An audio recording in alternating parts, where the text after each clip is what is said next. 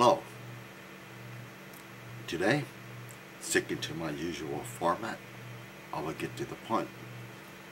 I will talk of democracy, power sharing, and unions. One way of looking at democracy is to see it as a sharing of power. A society does not have democracy if one group holds the lion's share of power. In the workplace, if the employer has all the power, then it can be a situation of our way or the highway. And it can be worse. We only have to look at the robber barons of the 1890s and even employees of the Charles Dickens time, that period. Individually, employees would have little chance to demand or to bring about desired changes. Unions, by giving employees a unified collective voice, make things more democratic by balancing out the distribution of power in the workplace. There are other ways in which power is shared, how it can be brought about. For example, the power sharing can be brought about by the government.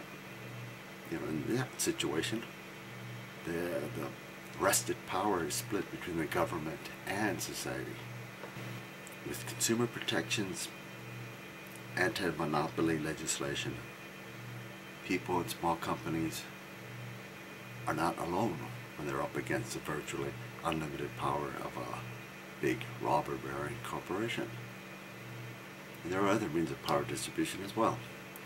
Citizens' rights, such as the right to an attorney or the right to elect our representatives. That helps protect us from the unlimited power of the state by giving citizens a stronger voice. The power is spread out. These two things are essential components of an expansive democracy. By expansive democracy, I mean democracy that extends beyond government and politics, that is, into society as a whole. Distribution of power by the leveling of the playing field is an element of expansive democracy. When one group holds all the power, then everybody else is at their mercy. Let me give an example. In India, the caste system was outlawed years ago. The untouchable caste became the untouchable class. This class typifies a largely powerless group. They're still struggling to achieve equal rights. Not having much power currently, the activists are often at the mercy of those that want to inflict pain and violence upon them, as the local officials look the other way or sometimes engage in the violence. An inequitable distribution of power often leads to the abuse of those without power.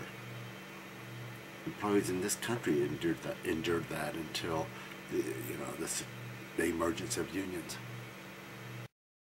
Unions were the first group to successfully breach the defenses that the all-powerful fat cat robber barons of the 19th century had built up around them. Their absolute hold on power was broken. In the wake of the union wins, there was all banners of reforms: food, drug safety laws, just pay, the ending of exploitation of child labor. All that became possible. A lot of these reforms were championed by the unions themselves. Union power equals people power. And I got a special message for Governor Walker. Governor Schwarzenegger, a Republican, a more level-headed Republican than you, in dealing with a budget crisis much more severe than Wisconsin's, never claimed a need to dismember public employee unions. Reaching an agreement with unions may not be easy, but it's not impossible. You got to do some work. Democracy is not for lazy people, nor is it for those that wish to imitate Muammar Gaddafi.